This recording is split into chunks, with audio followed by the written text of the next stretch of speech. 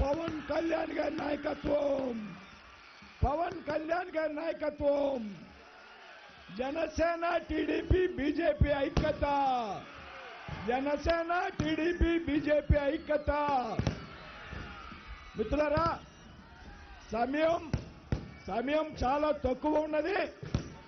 నేను 2 నిమిషాలు బొలిశెట్టి సీనన్న మాట్లాడాక మన అభిమాన నాయకుడు, మీరందరూ ఎదురు చూసేటువంటి పవన్ కళ్యాణ్ గారు మాట్లాడతారు కాబట్టి దయచేసి నిశ్శబ్దంగా ఉండి మిత్రులారా, ఈరోజు జనసేనాని పవన్ కళ్యాణ్ గారు తాడేపల్లిగూడెం వచ్చినటువంటి సందర్భంగా మీరు పలికినటువంటి అపూర్వ స్వాగతం,